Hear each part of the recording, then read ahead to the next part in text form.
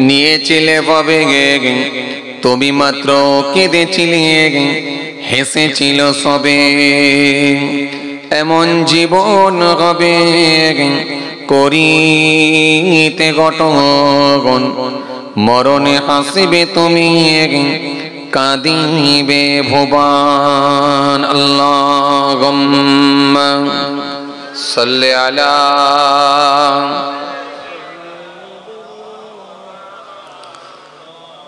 وعلى آل سيدنا প্রভুর ডাকে সবাই জাগে হাই মুসলিম তো জাগলি না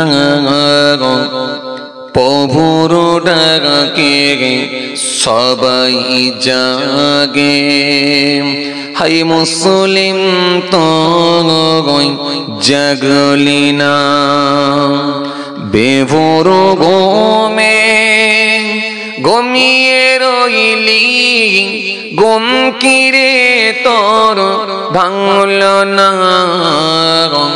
প্রভুর ডাকে সবাই জাগে হায় মুসলিম তো জাগলি না প্রভুর ডাকে সবাই জাগে হায় মুসলিম তো জাগলি না আল্লাহুম্মা সৈয়দনা মাওলানা মুহাম্মদ आवाज दिए वाला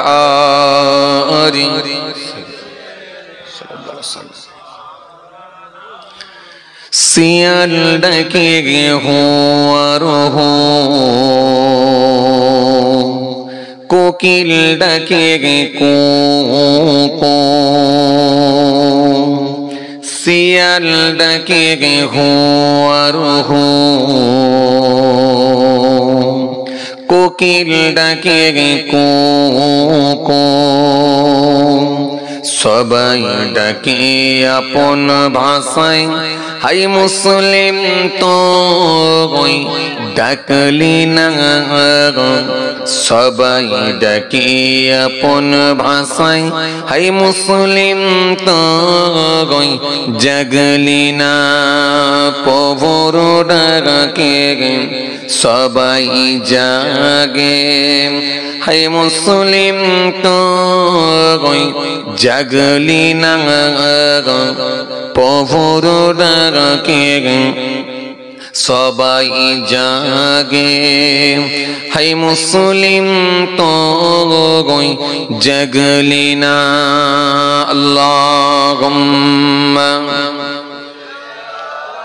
সৈয়দনা मौलाना मोहम्मद आवाज दिए वाला मौलाना মিছে স্বপ্নের মায়ায় পড়ে নামাজ রোজা দিলে ছেড়ে মিছে স্বপ্নের মায়ায় পড়ে নামাজ রোজা দিলে ছেড়ে ত্যাগ করে দে মিছে স্বপ্ন একবার জেগে ওঠো না ত্যাগ করে দে মিছে স্বপ্ন একবার জেগে ওঠো না প্রভুর ডাকে সবাই জাগে হায় মুসলিম তো জাগলি না প্রভুর ডাকে সবাই জাগে হায় মুসলিম তো জাগলি না আল্লাহুম্মা সাল্লি আলা আলি সাইয়্যিদিনা মাওলানা মুহাম্মদ সাল্লাল্লাহু আলাইহি ওয়াসাল্লাম وقال الله تعالى في كلامه المجيد والفرقان الحميد يا أيها الناس اعبدوا ربكم الذي خلقكم والذين من قبلكم لعلكم تتقون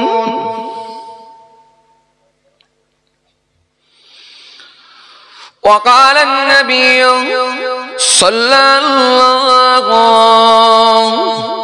عليه وسلم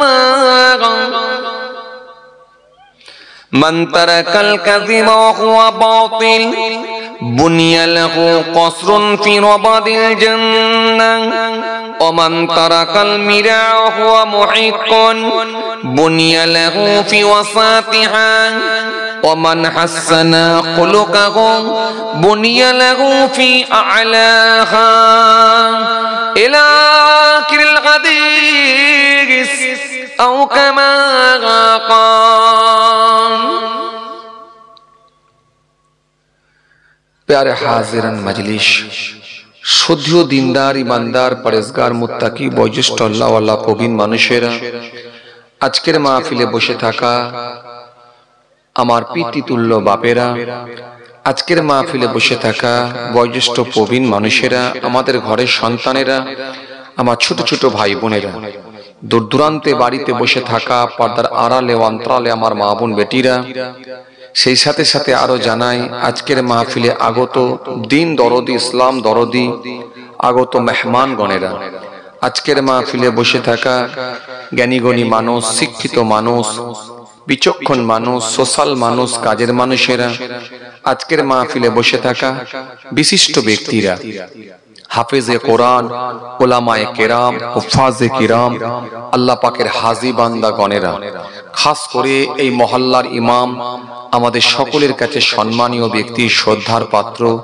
আমাদের শ্রদ্ধেয় মোহতারাম ইমাম সাহেব পাশাপাশি আরো জানাই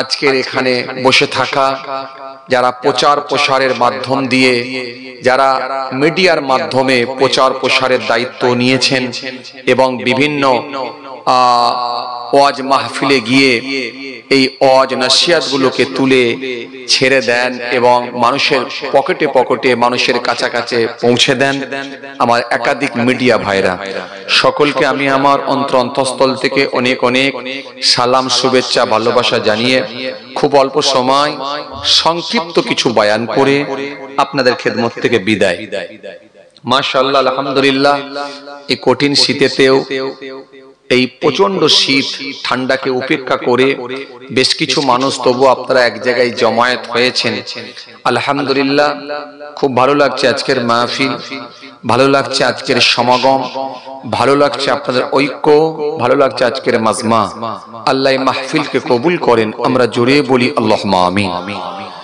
মাশাআল্লাহ আলহামদুলিল্লাহ জলসা মাহফিলটা তো এখন প্রত্যেক দিনের ব্যাপার হয়ে গেছে আর যদি হিসাব করে দেখা যায় পশ্চিম বাংলায় সবথেকে বেশি কোন ডিস্ট্রিক্টে জলসা হয় এবং কোন ডিস্ট্রিক্টে বেশি জলসা হয় আমার মনে হয় 24 পরগনা আপনাদের এই ভাঙড় সাব ডিভিশন মনে হয় ফার্স্ট হবে কথা বুঝতে পারছেন প্রত্যেক দিনের জলসা রোজ জি আমি তো ম্যাক্সিমাম দিন আপনাদের দিকেই থাকি হয় এই সোনপুর জামিরগাছি এই এলাকা আর নালে জীবনতলা এলাকা নালে ঘটপুকুরের আশপাশ এলাকা না হলে সেই মালঞ্চ কি বলে মিনাখা সরবিরিয়া ওই এলাকা তো এই চত্রি ম্যাক্সিমাম দিন আমি থাকি বাই চান্স হয়তো অন্যদিকে যদি যায় এগুলো বাই চান্স কথা বুঝতে পারছেন এই মাসে হয়তো 5-7টা প্রোগ্রাম অন্যদিকে থাকি আর 20-22টায় তো আপনাদের দিকেই থাকি কথা বুঝতে পারছেন ভাঙরের জলসা আলহামদুলিল্লাহ সব হুজুর এইদিকেই থাকে বেশিরভাগ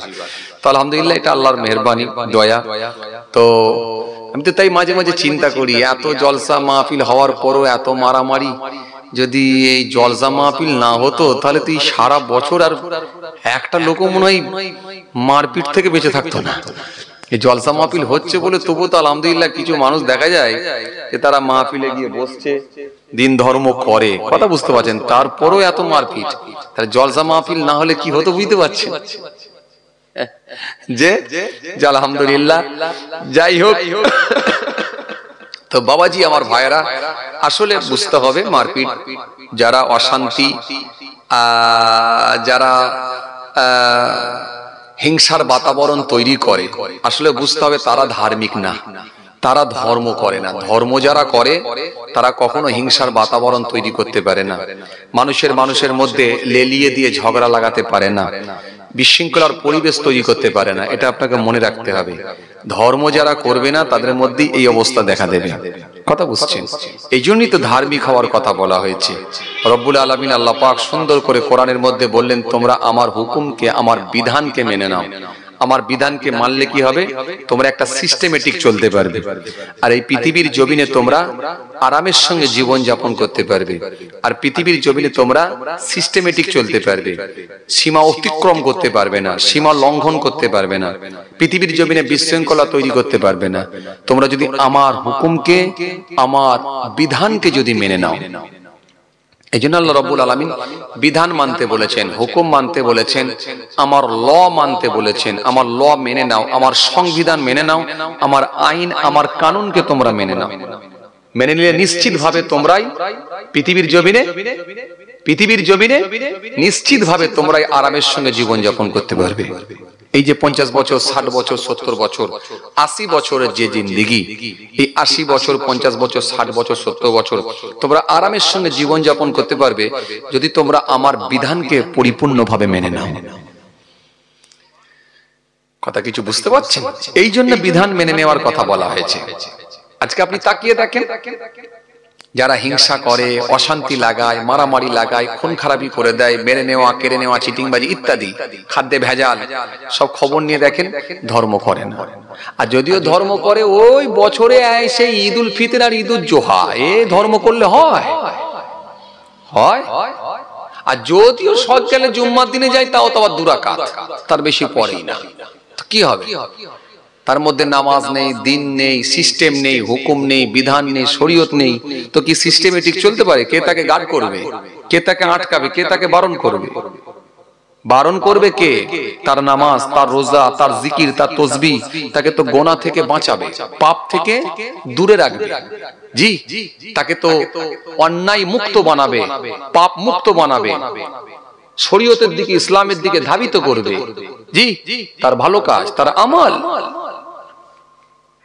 আর এই আমল থেকে যদি সে বিমুখ হয়ে যায়, দিন থেকে যদি বিমুখ হয়ে যায়, সরে যায়, নিশ্চিত ভাবে ওই মানুষগুলো হেদায়েতের জায়গায় আসতে পারবে না।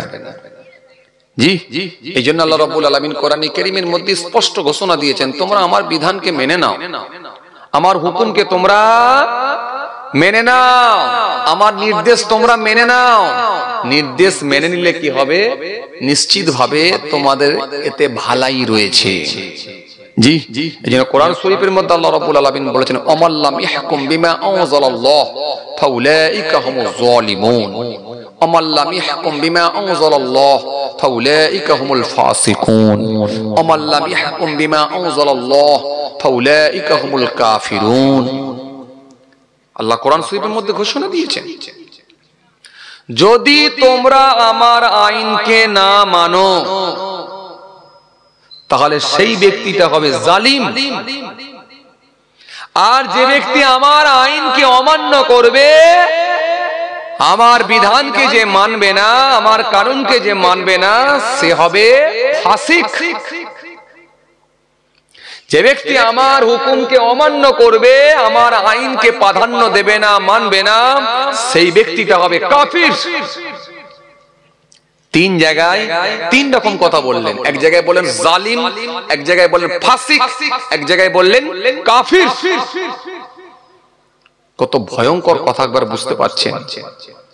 তাহলে আমাদের প্রত্যেকের নৈতিক দায়িত্ব আল্লাহর বিধানকে মেনে নেওয়া, হুকুম আহকামকে মেনে নেওয়া। যদি না মানো, আমি আল্লাহ কিন্তু তোমাদেরকে ছাড়বো না।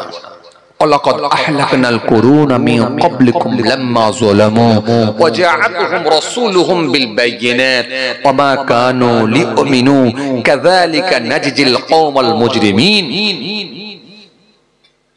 কোরআন শরীফের মধ্যে আল্লাহ জানিয়ে দিয়েছেন, আমি ছাড়বো না, আমি ছাড়বো না। সময়ের অপেক্ষা, যেদিনে ধরবো সেদিনে কিন্তু পালাবার আর কোনো জায়গাও পাবে না। আমেরিকার মতো একটা দাদা, যে পৃথিবীর শ্রেষ্ঠ দেশ বলে যারা নিজেদেরকে প্রমাণ করে, আমেরিকার মতো দেশ পৃথিবীর শ্রেষ্ঠ দেশ বলে নিজেদেরকে প্রমাণ করে, যে দেশ কোন দেশের দিকে যদি একবার আঙুল তোলে, ও দেশের রাষ্ট্রপতি থেকে শুরু করে দেশের যারা বড় বড় দায়িত্বে আছেন, ভেতরে কম্পন শুরু হয়ে যায়, দেশের মানুষের মধ্যে কম্পন শুরু হয়ে যায়। আমেরিকা হুঙ্কার দিয়েছে। এই আমেরিকার মতো একটা এরকম শক্তিশালী দেশকে আমার আল্লাহ পানি খাবারও টাইম দিচ্ছে না। একবার দেখেন দেখেন, লস অ্যাঞ্জেলেস থেকে শুরু করে একবারে নিউ ইয়র্ক পর্যন্ত যেভাবে দাবানল ছড়িয়ে পড়েছে সর্বত্রে, মাঠকে মাঠ জমি পুরো তছনছ হয়ে যাচ্ছে, বড় বড় বিল্ডিং গুলো পুরো ছাই হয়ে যাচ্ছে, যেখানে বড় বড় সেলিব্রিটিরা বসবাস করে, যেখানে বড় বড় নায়করা বড় বড় গায়করা বসবাস করে, কোটি কোটি টাকার বিল্ডিং কে পুরো ছারখার করে দেওয়া হচ্ছে, কয়েকশো মানুষের মৃত্যু হয়েছে। শুধু তাই নয়, আপনাদের জানা আছে, সেইখান থেকে আপনাদের জানা আছে প্রায় কম বেশি 1.5 লক্ষর কাছাকাছি মানুষ প্রায় গৃহহীন হয়ে গেছে, বাড়ি ঘর ছেড়ে দৌড়ে বেড়াচ্ছে, দমকল বাহিনী নিরুপায় হয়ে যাচ্ছে, পানির ক্রাইসিস দেখা দিচ্ছে, পানি আর নাই, কিভাবে আগুন নেভাবে? যদিও কিছুটা আগুন নিয়ন্ত্রণে নিয়ে এসেছিল, যদিও কিছুটা পানি দিয়ে তারা নিয়ন্ত্রণে নিয়ে এসেছিল, কন্ট্রোল করেছিল, কিন্তু এমন ভাবে ঝোড়ো হাওয়া, এমন ভাবে হাওয়া, এমন ভাবে বাতাস বইছে, আপনি অবাক হয়ে যাবেন। আগুন সর্বত্র ছড়িয়ে পড়ছে। আজকের খবর, আবহাওয়া দপ্তর বলেছে কম বেশি প্রায় 120 কিলোমিটার বেগে ঝড়ের হাওয়া বয়ে যাবে। আশা করা যায় তাদের ভেতরে কম্পন শুরু হয়ে গেছে, যে এইভাবে যদি ঝড়, এইভাবে যদি হাওয়া বয়ে যায়, তাহলে মনে রাখবেন ভয়ঙ্কর ঘটনা ঘটতে পারে, আর নিভাবার কোনো সম্ভাবনা নাই।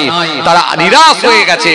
আজকে আমেরিকার মতো দেশ, যার পাশে সাহায্য সহযোগিতার হাত বাড়িয়ে দিচ্ছে কানাডার মতো দেশ, তবু সেই আগুনকে কন্ট্রোল করতে পারে না। একভাবে আজ প্রায় 6 দিন একভাবে দাবানল আগুন সর্বত্র ছড়িয়ে পড়েছে, একেবারে জ্বালিয়ে পুড়িয়ে পুরো ধূলিসাৎ করে দিচ্ছেন আমার আল্লাহর কুদরতি ক্ষমতায়।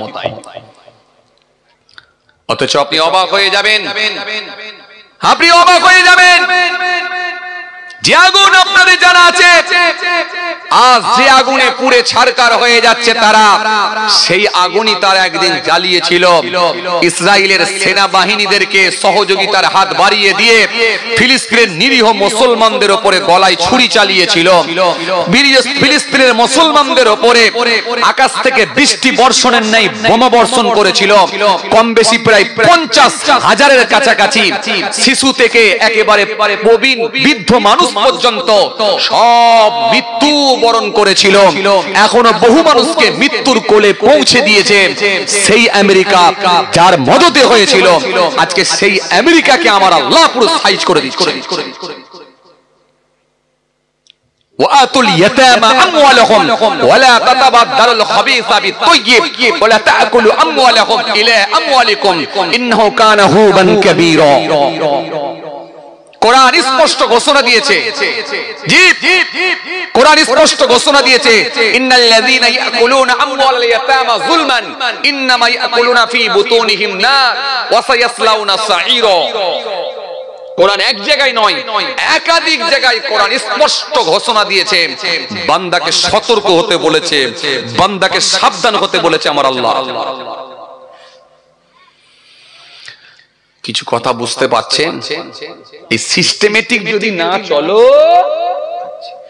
সিস্টেমেটিক যদি পৃথিবীর মানুষ না চলে, অপেক্ষা অপেক্ষা করো। আজও ভারতবর্ষের জমিনে যারা হুঙ্কার দিচ্ছ মেরে ফেলবো, কেটে ফেলবো, পুঁতে দেবো, মেরে উড়িয়ে দেবো, যারা বলছো মেরে এপার থেকে ওপার করে দেব, তোমরাও মনে রাখো, সাবধান হয়ে যাও। আমেরিকা থেকে দেখে শিক্ষা গ্রহণ করো, আমেরিকাকে দেখে শিক্ষা গ্রহণ করো। এই মানুষের উপরে অত্যাচার, মানুষের উপরে জুলুম, মানুষের উপরে নির্যাতন, এই মানুষের উপরে নির্যাতন, প্রাণীর উপরে নির্যাতন, প্রাণীর উপরে অত্যাচার, এটা আমার মালিক কিন্তু কখনো মেনে নেবে না। যদি সাবধান না হয়ে যাও, এমন একটা সময় এসে পৌঁছাবে তখন ভুলের মাসুল গুনে কিন্তু শেষ করতে পারবে না। সেদিনে কিন্তু ভুলের মাসুল গুনে আর শেষ করতে পারবে না। সেই দিনে কিন্তু ভুলের মাসুল গুনে তোমরা আর কোনো উপায় থাকবে না। যেদিনে আমার মালিক নারাজ হয়ে গিয়ে আযাব দেবেন, গজব দেবেন, সেই গজবকে আযাবকে ঠেকাবার মতো ক্ষমতা কারোর থাকবে না। আসেন, ভুল বুঝবেন না, রাগ করবেন না, সময় আছে, আমাদেরকে লাইনে চলে আসতে হবে, লাইনে চলে আসতে হবে। যদি না আসো, আমি আল্লাহ কিন্তু তোমাদেরকে ছাড়বো না, ছাড়বো না। আমার আযাব নিশ্চিত ভাবে আমার আযাব আছে। আমি কিন্তু সেদিনে কাউকে ছাড়বো না। এই জন্য আমার আল্লাহ সুন্দর করে বললেন, ওয়ালাকাদ আহলাকনাল কুরুনা মিন ক্বাবলিকুম লাম্মা যালামু। আমার আল্লাহ সুন্দর করে জানিয়ে দিলেন, আমার আল্লাহ সুন্দর করে বলে দিলেন, ও বান্দা শোনো, তোমরা কি জানো না তোমাদের পূর্বের বহু প্রজন্মকে, তোমাদের পূর্বের বহু মানুষকে আমি আল্লাহ ধ্বংস করে দিয়েছি, আমি আল্লাহ নিশ্চিহ্ন করে দিয়েছি, আমি আল্লাহ তাদের অস্তিত্বকে বিলীন করে দিয়েছি। লাম্মা যালামু, যখন তারা জুলুম করেছিল, জুলুম যখন করেছিল, আমি আল্লাহ তাদের অস্তিত্বকে বিলীন করে দিয়েছি, নিশ্চিহ্ন করে দিয়েছি, তাদের ক্ষমতাকে ভেঙে গুঁড়ো করে দিয়েছি, চুরমার করে দিয়েছি। কেন? আমার ক্ষমতাই হলো শ্রেষ্ঠ ক্ষমতা, আমার ক্ষমতাই হলো শ্রেষ্ঠ ক্ষমতা। জি, আমার ক্ষমতা হলো শ্রেষ্ঠ ক্ষমতা। আমার ক্ষমতার কাছে কোনো ক্ষমতা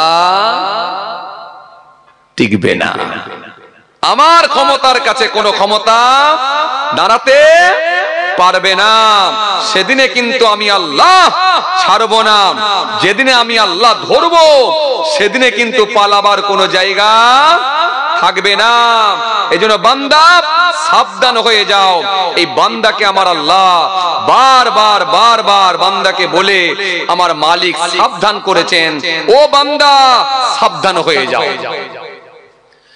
এই জন্য আমার আল্লাহ কোরআনে কারীমের মধ্যে বললেন, ওয়ালাউ ইয়ারাল্লাযীনা যালামু ইয ইয়ারাউনাল আযাব আন্নাল কুওয়াতা লিল্লাহি জামিআন ওয়া আন্নাল্লাহা শাদীদুল আযাব। কোরআন শরীফের মধ্যে আমার আল্লাহ এক জায়গায়, দু জায়গায়, তিন জায়গায় নয়, একাধিক জায়গায় আযাব নিয়ে আল্লাহ আলোচনা করেছেন, বান্দাকে সাবধান করেছেন, বান্দা সতর্ক হও, সাবধান হয়ে যাও। দুনিয়ার জমিনে বেশি বাড়াবাড়ি তোমরা করো না, যদি করো বেশি বাড়াবাড়ি তোমাদের আজ কপালই আসবে খারাপি। তখন কিন্তু কোথায় আর পালাবি? কপালে যখন আসবে খারাপি তখন আর কোথায় পালাবি? পালাবার জায়গাটাও পাবি না। যেমন এখন আমেরিকা পালাবার জায়গাটাও পাচ্ছে। কোথায় গিয়ে একটু আশ্রয় নেব, কোথায় গেলে একটু শান্তি পাবো, কোথায় গেলে এমন একটা জায়গায় যাও যেখানে আমি আশ্রয় নিতে পারবো, যেখানে আমি সেফটি থাকবো, এই জায়গার খুঁজে পাচ্ছে না, এই জায়গার খুঁজে পাচ্ছে না। এই জন্য মনে রাখবেন, স্রষ্টার মার সব থেকে কঠিন মার। তিনি যখন ধরবে নিশ্চিহ্ন করে দেবে।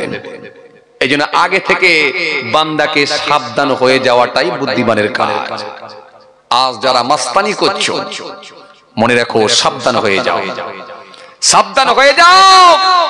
তোমার থেকে বড় মাস্তান ছিল ফেরাউন, তোমার থেকে বড় মাস্তান ছিল নমরুদ, তোমার থেকে বড় মাস্তান ছিল কারক, তোমার থেকে বড় মাস্তান ছিল তোমার থেকে বড় মাস্তান ছিল সাদ্দাত, তাদের অস্তিত্বকে আমার আল্লাহ বিলীন করে দিয়েছেন, নাম নিশানা মুছে দিয়েছেন, তাদেরকে আমার আল্লাহ চুরমার করে দিয়েছেন তাদের ক্ষমতা।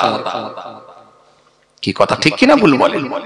জি, সব শেষ শেষ হয়ে গেছে।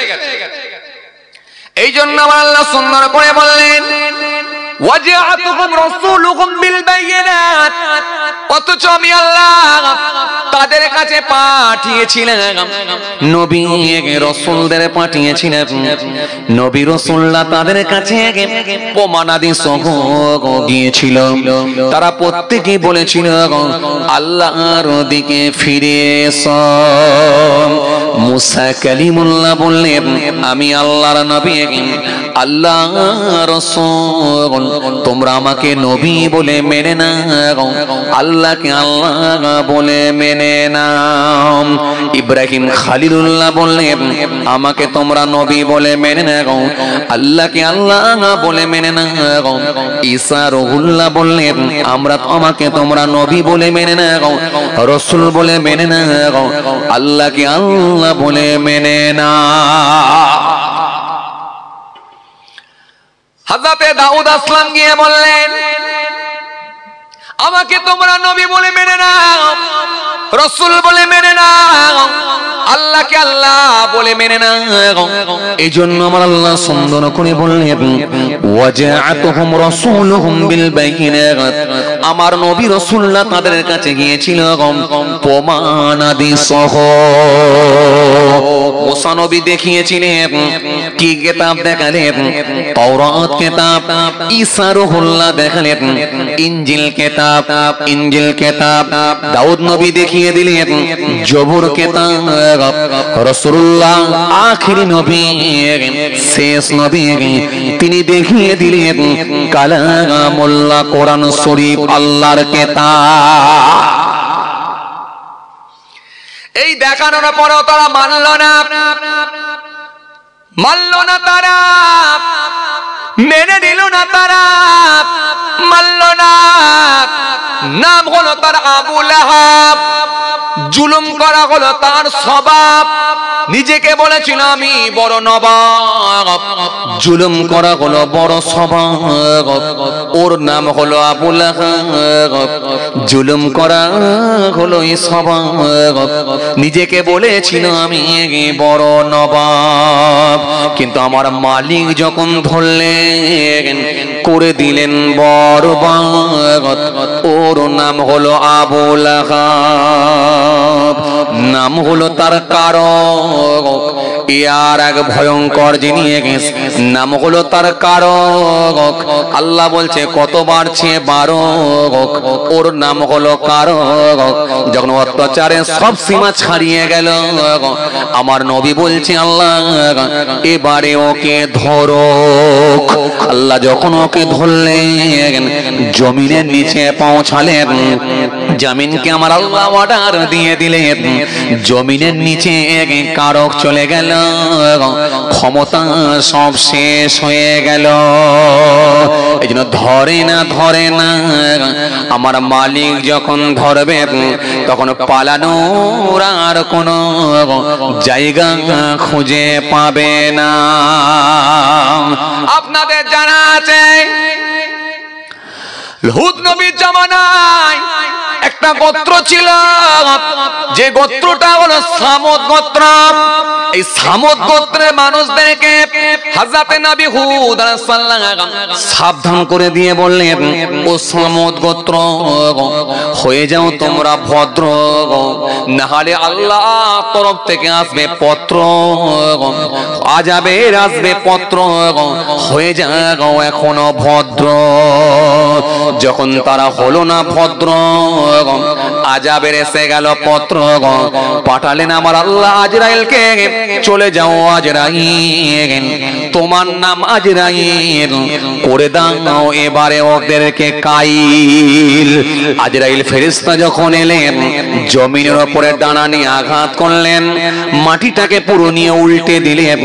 সামুদ্র মানুষগুলো জমিনের নিচে চলে গেল, জঞ্জাল পরিষ্কার হয়ে গিয়ে শহরটা পুরো পরিষ্কার হয়ে গেল, ফিনিশ হয়ে গেল। আমার আল্লাহ রব্বুল আলামিন পৃথিবীর জমিনে সামুদ গোত্রকে সাইজ করে বান্দাকে শিখিয়ে দিল। কিছু কথা বুঝতে পারছেন? কথা কিছু বুঝে যাচ্ছে? হ্যাঁ, আপনারা ভাঙরের লোক তো, এই জন্য এই নিয়ে একটু বলছি আর কি। লাইনে থাকতে হবে, আর লাইনে না থাকলে কানতে হবে। দুনিয়া তো কানছে, কথা বলে দুনিয়া তো কানছে, এ কান্না তো শুরু হয়েছে রে বাবা, এখন অনেক কানতে হবে। কথা বলে না।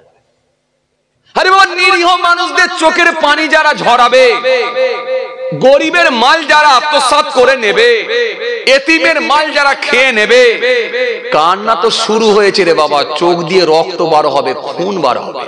আছো কোথায়? খালি মরার সময় দাও না। কথা বলে না, কথা কয় না। কি বাবাজি কথা বলছেন না কেন? আমার আল্লাহ রাজা বড় কঠিন, বড় কঠিন। এই জন্য আমার আল্লাহ সুন্দর করে পের বললেন, সুন্দর করে আমার আল্লাহ জানিয়ে দিলেন, সুন্দর করে আমার আল্লাহ বলে দিলেন। আমার আল্লাহ সুন্দর করে বললেন, ওয়াজাতুহুম রাসূলুহুম বিল বাইয়িনাত ওয়া মা কানু লিউমিনু, কিন্তু তারা ঈমান আনে না। আমার নবী রাসূলুল্লাহ যখন তাদেরকে দ্বীনের দাওয়াত দিয়েছিল, কিন্তু তারা ঈমান আনে না। লিউমিনু, কিন্তু তারা ঈমান আনে না। আমি আল্লাহ বলছি, শোনো, শুনে রেখে দাও, জেনে রেখে দাও। আমি আল্লাহ জানিয়ে দিলাম, কাযালিকা নাজজিল কওমাল মুজরিমিন। আর আমি আল্লাহ জালেম কওমদেরকে এইভাবে শাস্তি প্রদান করে থাকি। ধরি না ধরবো যখন পালাবার আর কোনো জায়গা পাবে না। এই জন্য আমার আল্লাহ সুন্দর করে ফের জানিয়ে দিলেন, ও বান্দা শোনো, ও বান্দা শোনো, ও বান্দা শোনো, আমি আল্লাহ ঘোষণা দিচ্ছি, ওয়ালাউ ইয়ারাল্লাযীনা যালামু ইয ইয়ারাউনাল আযাব আন্নাল কুওয়াতা লিল্লাহি জামিআন ওয়া আন্নাল্লাহা শাদীদুল আযাব।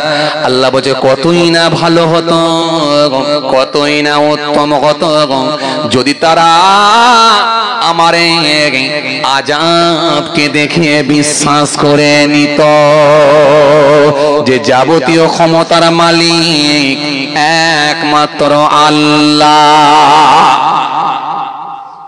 একটু জোরে হবে না সুবহানাল্লাহ? খুশি মনে বলবেন না, আমার মালিক সব পারে।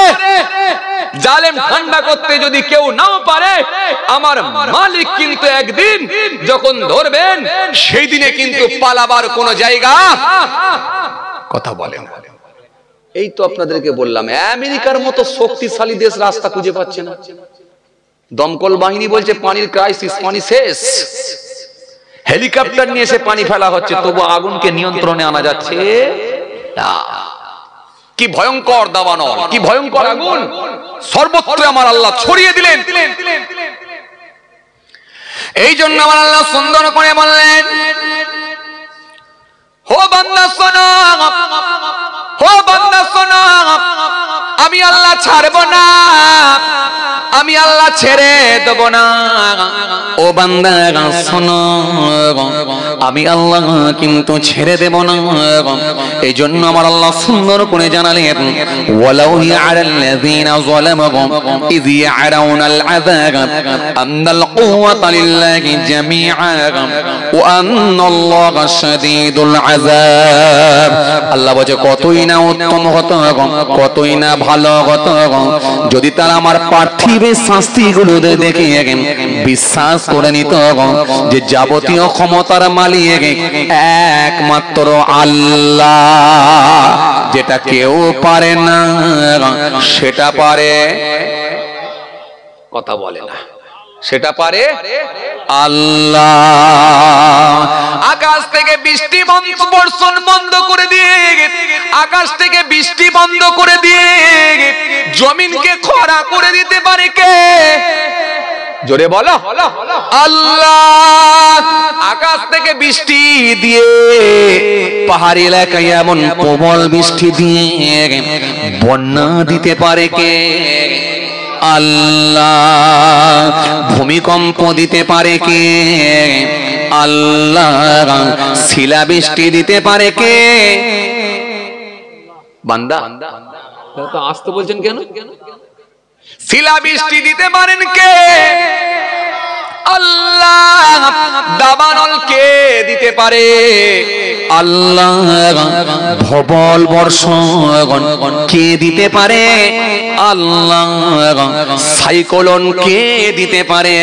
তিনি হলেন আল্লাহ। যখন করবে বাড়াবাড়ি কপালে আসবে খারাপে, কখনো আকাশ থেকে শিলাবৃষ্টি, কখনো হবে দাবানল আগুন, কখনো আসবে ঝড়, কখনো আসবে সাইক্লোন। আমরা সেগুলো ভুলে গেছি, ভুলে গেলে চলবে না। নাম দিয়েছিল আয়লা, বান্দা পারলে সামলা, দিয়েছি আমি আয়লা। নাম দিয়েছিল আমার আল্লাহ, আমার আল্লাহ দিলেন আয়লা, বান্দা পারলে বারে সামলা। নাম দিয়েছিল বান্দা, শুনে রেখে দাও আমফান। যে এলাকায় হয়েছিল করে দিয়েছিল আমার আল্লাহ খান খান। নাম দিয়েছিল আমফান। এই কয়দিন আগে আপনাদের জানা আছে নাম দিল রেমাল। যে এলাকায় হয়েছিল ঘুরিয়ে করে দিয়েছিল আমার আল্লাহ রোমাল। নাম দিয়েছিল রেমাল। আপনাদের জানা আছে নাম দিয়েছিল করোনা। পালাবি কোথায় বলো না? নাম দিয়েছিল করোনা। পালাবি কোথায় বলো না? নাম দিল করোনা ভাইরাস। পাবলিক মাথায় হাত দিয়ে বলে কি সর্বনাশ। চলছিল লকডাউন, নেতারাও রেগে আগুন, পাবলিকও পুরো গরম। মাঝে মাঝে আওয়াজ করে বলে কি খাবো বলুন। আর আমার আল্লাহ বলছে এবারে কেমন লাগছে বলো একবার? লাগছে না দারুণ? ক্যানিং এ আপনাদের জানা আছে রেল স্টেশনে এসে ট্রেনের ভেতরে বাঘ এসে ঢুকে পড়েছে। বাঘ মনে মনে ভাবছে মনে হয় কিয়ামত হয়ে গেছে। কথা বলে না। করোনা ভাইরাসের সময় মনে নেই আপনাদের? ক্যানিং রেল স্টেশনে বাঘ এসে ঢুকে গেছে। স্টেশনে বাঘ, ট্রেনের বগির ভেতরে বাঘ ঢুকেছে। ঢুকে দেখছে গোটা ট্রেন ফাঁকা, বোম্বাই যাবার লোক নাই। বাঘ মনে মনে ভাবছে মনে হয় তাহলে কিয়ামত হয়ে গেছে। এ তো মানুষ সব ফিনিশ হয়ে গেছে। কোথায়? আর মানুষ সব আছে কোথায়? সব গৃহবন্দী ঘরে। নেতারাও ঘরে আর কর্মীরাও ঘরে। দাপাদাপি লাপালাপি মারামারি খুনোখুনি সব ঘরের ভেতরে করো, বাইরে নয়। বাইরে বেরোলি পুলিশের ডান্ডা করে দেবো ঠান্ডা। শখ করে এক কাপ চা খেতে গেল, তাও পুলিশের ডান্ডা খেয়ে ঘরে ঢুকলো। আরে কথা বলেননি কেন? পুলিশের ডান্ডা খেয়ে ঘরে ঢুকলো। এক কাপ চা খেতে গেল, এক কাপ চা খাওয়া নসিবে হলো না, পুলিশের ডান্ডা খেয়ে ঘরে ঢুকলো। এক কাপ চা খাওয়া নসিবে হলো না, পুলিশ বলছে খালি ডিস্টেন্স বজায় কেন রাখলেন?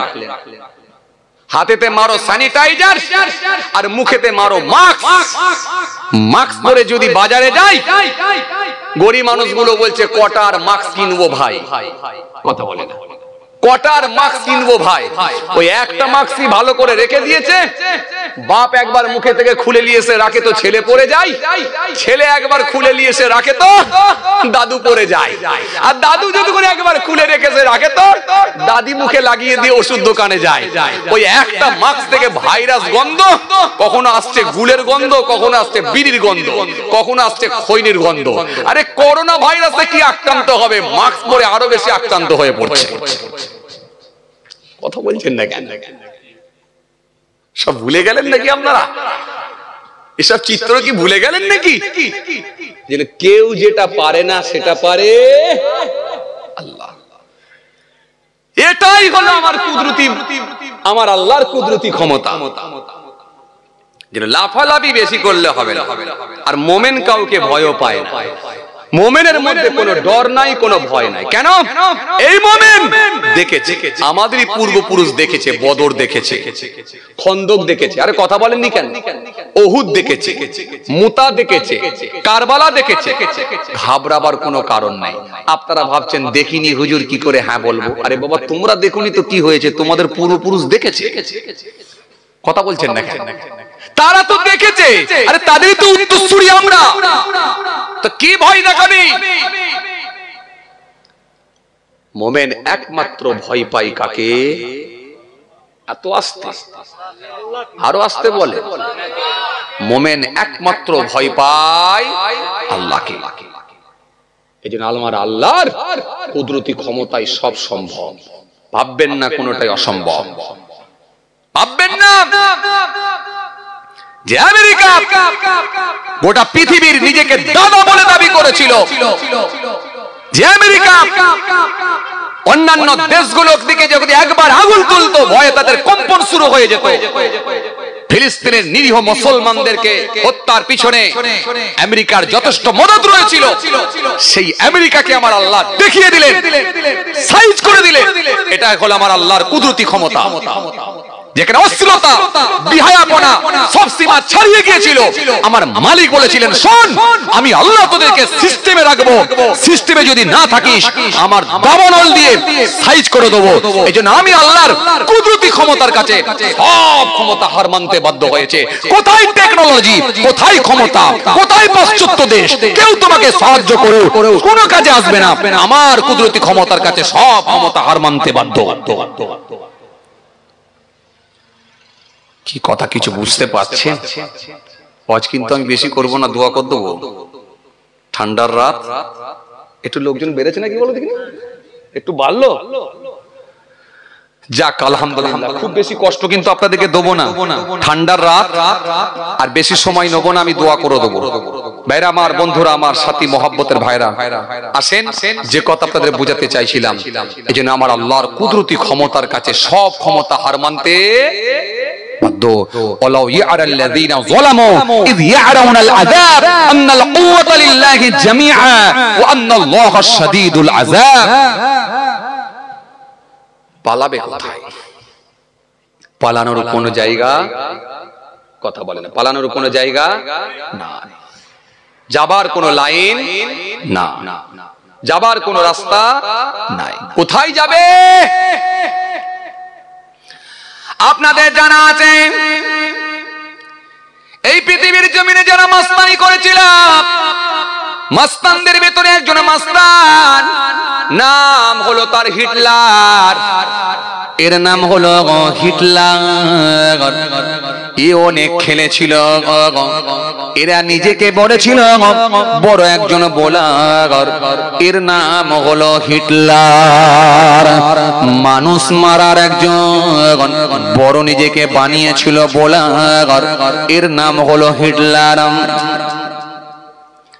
আপনাদের জানা আছে হিটলারের জীবনী পড়ে যা দেখেছেন, এই হিটলার 3 বছরে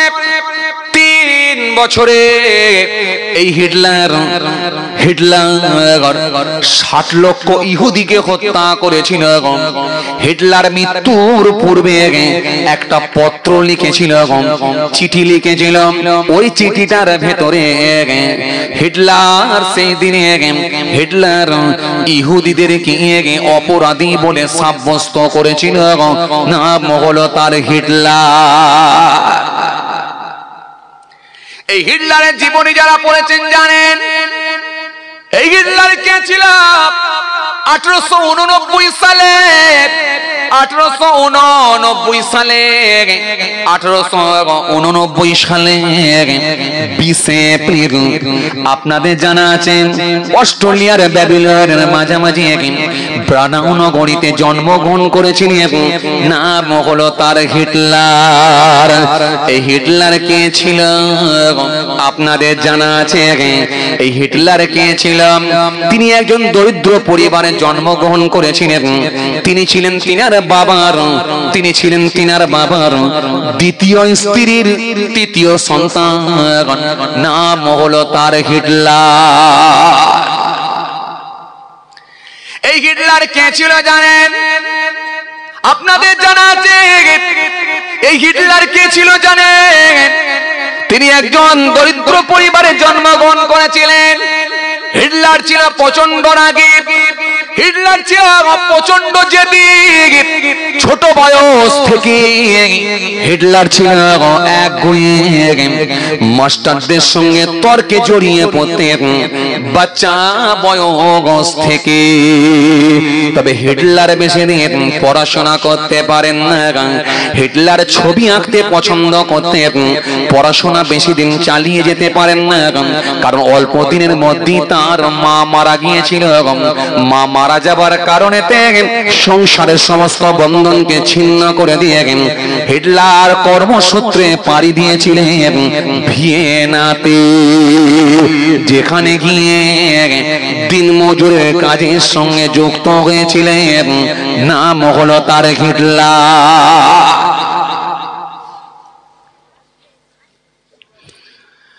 দিনমজুরের কাজের সঙ্গে যুক্ত হলেন। হিটলার একজন দরিদ্র পরিবারের একজন সন্তান। ভিয়েনায় যখন চলে গেলেন, চলে যাওয়ার পরে হিটলার সেখানে গিয়ে যখন কর্মসূত্রে গেলেন, কর্মের সঙ্গে যখন যুক্ত হয়ে গেলেন, হিটলার তখন থেকে বুঝতে পেরেছিলেন এই পৃথিবীর জমিনে কোন মানুষকে স্বাধীনভাবে জীবন যাপন করতে দেবে না। নাম হলো ইহুদিরা। এই ইহুদি জাতি এই পৃথিবীর মানুষকে স্বাধীনভাবে জীবন যাপন করতে দেবে না। মানুষের কর্ম সঙ্গে সাধারণভাবে মানুষকে কর্ম করে খেতে দেবে না ইহুদি জাতি।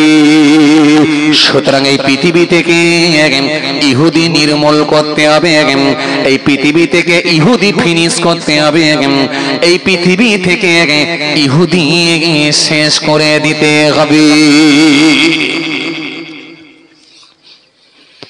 তিনি দিনমজুরের কাজে যখন গিয়েছিলেন, সেখানে গিয়ে তিনি বুঝতে পারলেন যে এই পৃথিবীর জমিনে কোন মানুষকে স্বাধীনভাবে কর্ম করে খেতে দেবে না, তারা হলো ইহুদি। এই ইহুদিদেরকে নির্মূল করে দিতে হবে, ইহুদিদেরকে খতম করে দিতে হবে, ইহুদিদেরকে শেষ করে দিতে হবে।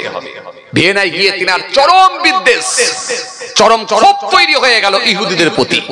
যে কোনো ভাবে ইহুদিদেরকে নির্মূল করে দেবো, শেষ করে দেবো,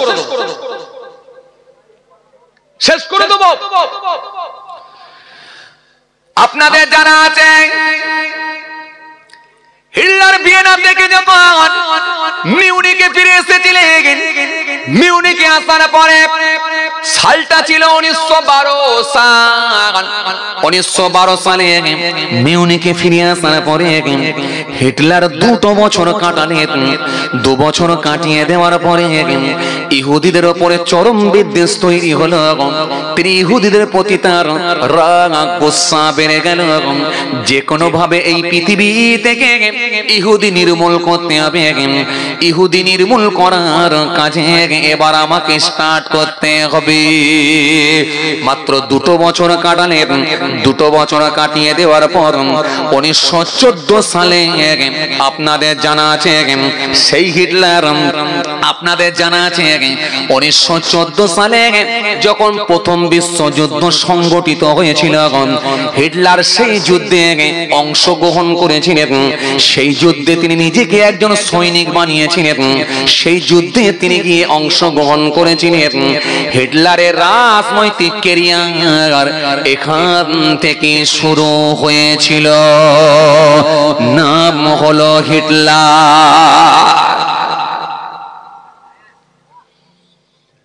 মানুষ মারার জন্য তিনি একজন তৈরি হয়ে গেলেন বোলার, নাম হলো হিটলার। 1914 সালে যখন প্রথম বিশ্বযুদ্ধ সংগঠিত হয়েছিল, এই হিটলার সেই যুদ্ধে অংশগ্রহণ করেছিলেন, নিজেকে সৈনিক বানিয়েছিলেন। নিজেকে সৈনিক বানিয়ে তিনি রাজনৈতিক ক্যারিয়ার সেখান থেকে তার শুরু হলো। 1914 সাল থেকে নিয়ে টান আপনাদের জানা আছে 1934 সাল পর্যন্ত তিনি নিজেকে একজন বড় লিডার বানিয়েছিলেন, চৌখস একজন নেতা বানিয়ে দেশের সর্বোচ্চ লিডার বলে নেতা বলে নিজেকে দাবি করেছিলেন। এই হিটলার আপনাদের জানা আছে 1935 সালে একটা নতুন আইন তৈরি করেছিলেন। হিটলার চেয়েছিলেন এই দেশে একটাও ইহুদি রাখবো না, তাই দেশে একটা নতুন আইন তৈরি করেছিলেন। আপনাদের জানা আছে যে আইনটা আপনাদের জানা আছে দেশের নাগরিকদেরকে দুটো ভাগে বিভক্ত করে দিয়েছিলেন। ইহুদিরা থাকার অনুমতি দেশে পেলে কিন্তু নাগরিকত্ব হারিয়ে ফেলেছিল। একই স্টাইলে ডবল ইঞ্জিন চলছে বলো, কারণ নেতারা অনেক আগেই আওয়াজ দিয়েছিল এদেশে সংখ্যালঘুরা থাকবে কিন্তু এনআরসি সিএ করা হবে, যারা ওপার থেকে এসেছে তাদেরকে ডিটেনশন ক্যাম্পে ভরে দেওয়া হবে, নাগরিকত্ব সবাই পাবে খালি সংখ্যালঘুরা পাবে না। এই আওয়াজ কিন্তু অনেক আগে থেকে দেওয়া আছে, কথা ঠিক কিনা? স্টাইলটা কার বলেন তো? কার স্টাইলে চলছে? এরা কথা বলে না। হিটলার, হিটলারের স্টাইলে চলছে। হিটলার বলেছিল এই দেশেতে জার্মানে থাকার অনুমতি আছে, ইহুদিরা থাকতে পারবে কিন্তু নাগরিকত্ব তাদেরকে দেওয়া হবে না। তাদের নাগরিকত্ব কেড়ে নেওয়া হয়েছিল। জার্মান রাষ্ট্রে ইহুদিরা থাকার সুযোগ পেলেও কিন্তু নাগরিকত্ব হারিয়ে ফেলেছিল। দেশে একটা আইন তৈরি করেছিল 1935 সালে। আপনাদের জানা আছে এই আইন তৈরি করে হিটলার দেশের নাগরিকদেরকে দুটো ভাগে বিভক্ত করে দিয়েছিল। ইহুদিদেরকে দেশে থাকার সুযোগ দিলেও কিন্তু নাগরিকত্ব কেড়ে নেওয়া হলো। একই স্টাইলে আমার দেশের নেতারাও মাঝে মাঝে আওয়াজ দিয়ে দিয়েছে, আওয়াজ দিয়ে দিয়েছে। অন্য সম্প্রদায়ের মানুষ যারা ধর্মীয় কারণে নির্যাতিত হয়ে এপারে এসেছে নিশ্চিতভাবে তাদেরকে নাগরিকত্ব দেওয়া হবে, কিন্তু সংখ্যালঘুদেরকে নাগরিকত্ব দেওয়া হবে না। ভুলে গেছেন আপনারা? ভুলে গেছেন নাকি? কথা বলে না, বুঝে ভুলে গেছেন? মুরব্বীগুলো বলছে আর কি হবে, যা হয় হবে। ওই তো গেল 80 বছর, আর মাত্র 5 বছর 10 বছর যা আল্লাহ যেখানে কপালে রেখেছে থাকবো, সে ঘরই হোক আর ডিটেনশন ক্যাম্পই হোক। আরে কথা বলে না। আর যুবকগুলো কি বলছে? ওরা বলছে যেতে রাজি, ওরা বলছে না না না, মাথা লাগছে যেতে রাজি না। যে শোনেন, আমি আপনাদেরকে কি বলেছিলাম? মানুষের পরিকল্পনাকে ভ্যানিশ করে দিতে পারে কে? এত আসতে বলবেন? আল্লাহ। যেটা কেউ পারে না সেটা পারে আল্লাহ। মানুষের সর্বোচ্চ চেষ্টাকে এক মুহূর্তে ভ্যানিশ করে দিতে পারে, সেটাই হলো আমার আল্লাহ। আমার আল্লাহর ক্ষমতা শ্রেষ্ঠ ক্ষমতা। আমার আল্লাহর ক্ষমতার উপরে কোনো ক্ষমতা কাজ করবে না। এই জন্য মানুষের পরিকল্পনা, মানুষের ভাবনা সব তছনছ করে দিতে পারেন একমাত্র আল্লাহ।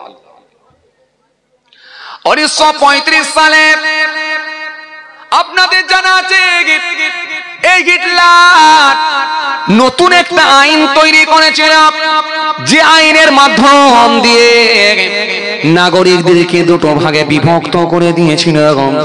আপনাদের জানা আছে ইহুদিরা দেশে থাকার অনুমতি পেলে কিন্তু নাগরিকত্ব তারা হারিয়ে ফেলেছিল। দেশে থাকবে কিন্তু নাগরিকত্ব পাবে না, নাগরিকত্ব হারিয়ে ফেলেছিল। আপনার আপনাদের জানা আছে হে তরুণীরা নওজোয়ানেরা হে যুবকেরা হে আমার মুরব্বিয়ানেরা বাবারা শুনে রেখে দিন জেনে রেখে দিন বাবা 1935 সালে নতুন আইন তৈরি করে হিটলার আর সহ্য করতে না পেরে সামরিক শক্তিকে কাজে লাগিয়ে দিয়ে পাশাপাশি দেশগুলোর উপরে আক্রমণ চালালো পার্শ্ববর্তী দেশ ছিল পোল্যান্ড পোল্যান্ডকে একেবারে নিশ্চিহ্ন করে দিয়েছিল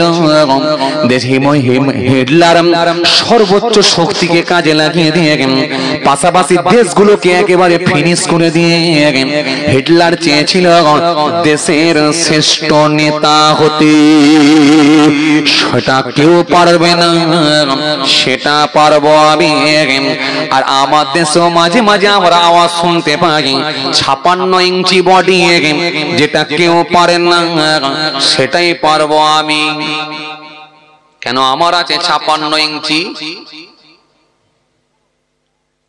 বাকিটা একটু আপনারা বলেন বডি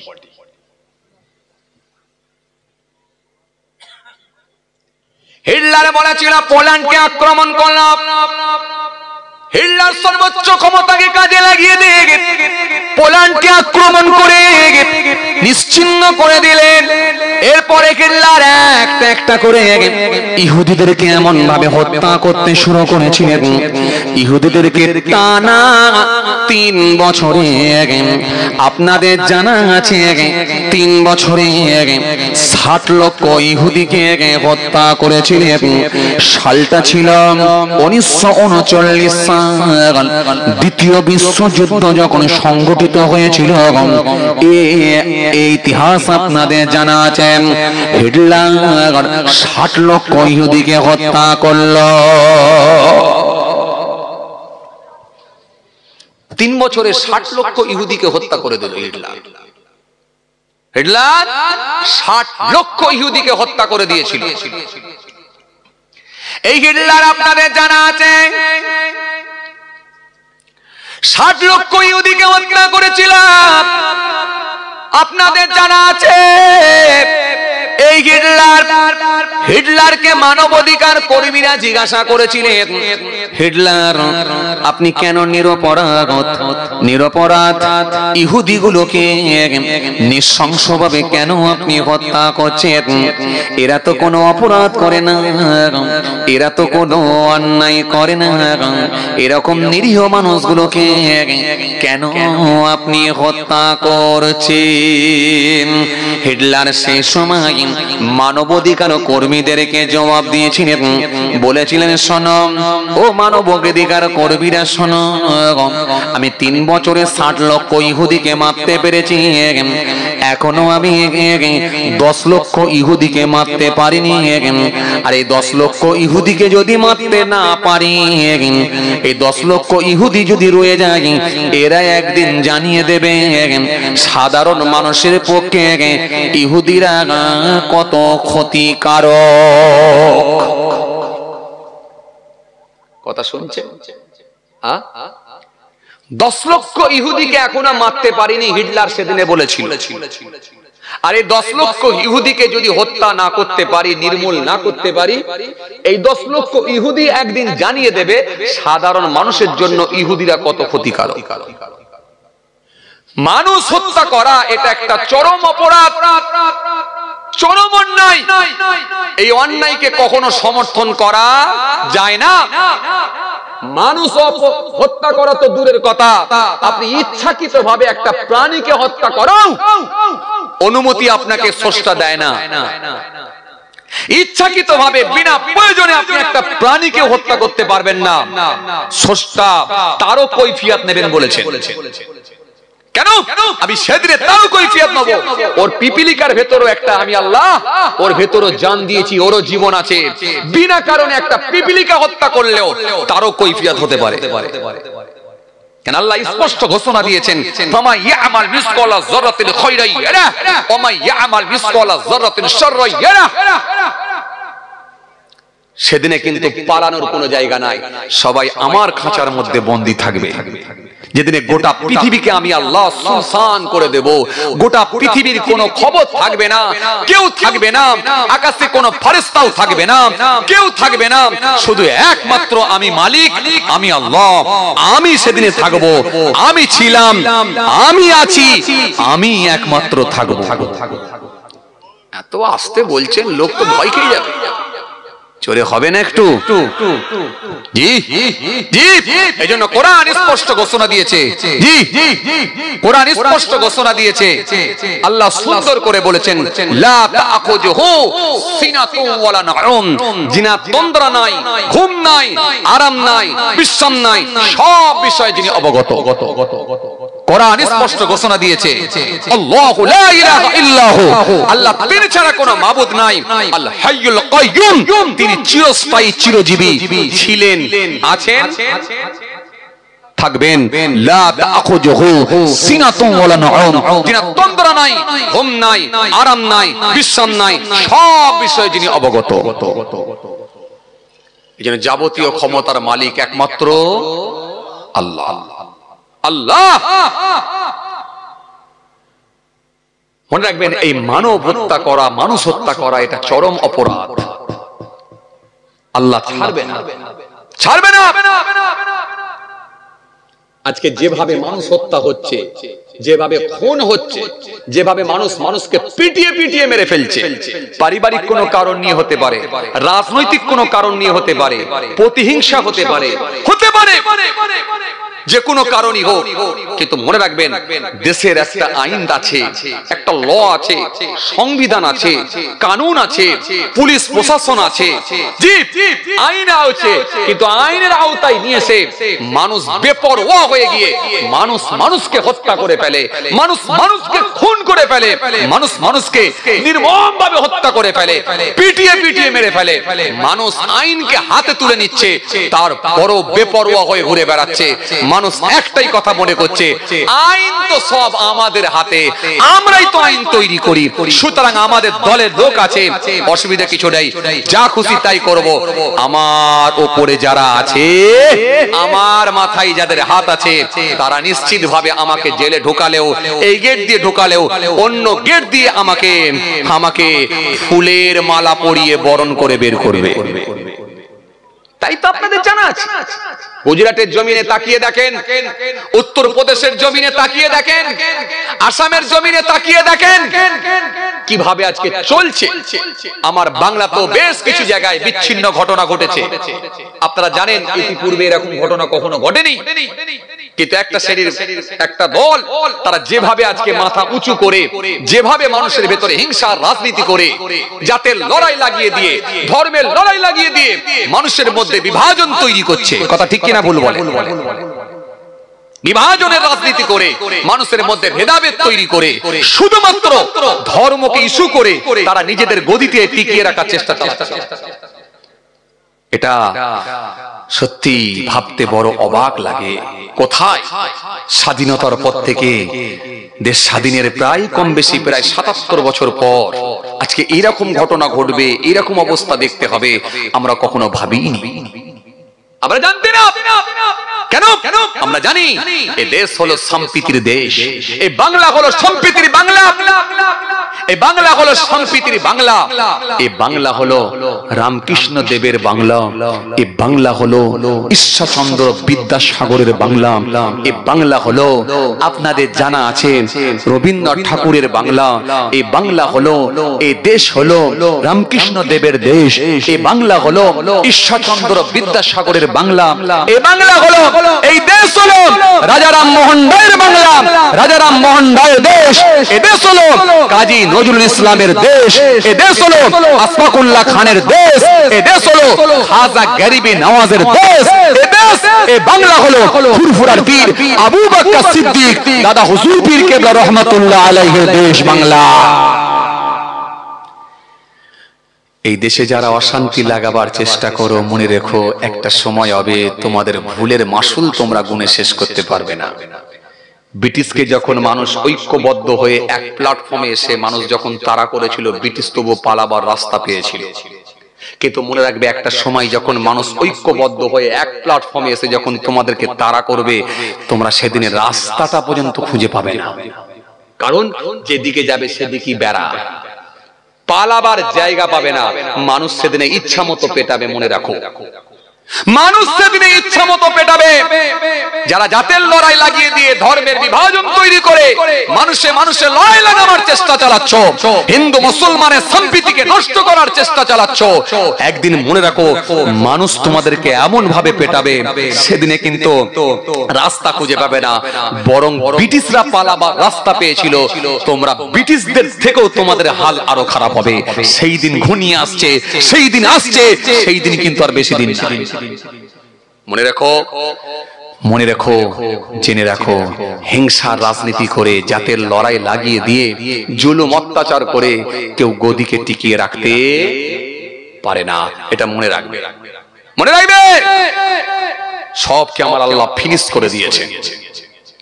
আসেন, ভালোবাসা বাড়িয়ে দেন, সম্প্রীতি বাড়িয়ে দেন। এই বাংলা হলো এই সম্প্রীতির বাংলা, এই দেশ হলো সম্প্রীতির দেশ।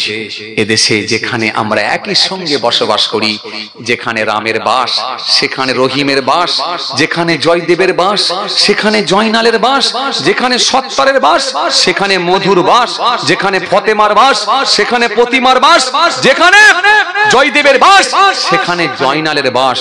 মনে রাখবেন, রাতের অন্ধকারে যদি কারোর বাড়িতে আগুন লেগে যায়, জয়দেবের বাড়িতে আগুন লাগলে জয়নালই আগে ঝাঁপিয়ে পড়বে, আর জয়নালের বাড়িতে আগুন লাগলে জয়দেব আগে ঝাঁপিয়ে পড়বে। সত্তরের বাড়িতে আগুন লাগলে আমার মধু ভাই তিনি আগে ঝাঁপিয়ে পড়বে। কেন? মধু আর সত্তর, জয়দেব আর জয়নাল সেভাবেই সম্প্রীতির বাংলা তৈরি করেছে। মনে রাখবেন, এই সম্প্রীতিকে নষ্ট করতে পারবেন না যারা চেষ্টা চালাচ্ছেন, নিশ্চিত ভাবে পারবেন না। আর মানুষ যখন একটা প্ল্যাটফর্মে আসবে, সেদিনে পালাবার জায়গাটাও কিন্তু পাবেন না। যাই হোক ভাইরা আমার, বন্ধুরা আমার, সাথী মহব্বতের ভাইরা, অনেক সময় আপনারা দিয়েছেন, আলহামদুলিল্লাহ। গুনাহগার বেশ কিছু সময় আলোচনা করেছি, অসমাপ্ত বক্তব্যকে সমাপ্তের দিকে আগিয়ে দিলাম। আল্লাহ যদি ফের কোন সুযোগ দেয়, ইনশাআল্লাহ আলোচনা হবে। সবাই আমার জন্য দোয়া করবেন, সবাই আমার জন্য দোয়া করবেন, আমি আপনাদের জন্য দোয়া করি। আল্লাহ আমাদের সকলকে বলার থেকে শোনার থেকে বেশি বেশি করে আমল করার তৌফিক দেন। সকলে বলি আল্লাহুম্মা আমিন। আসুন ছোট্ট করে দাঁড়িয়ে সালাম পাঠ করি। Ya Nabi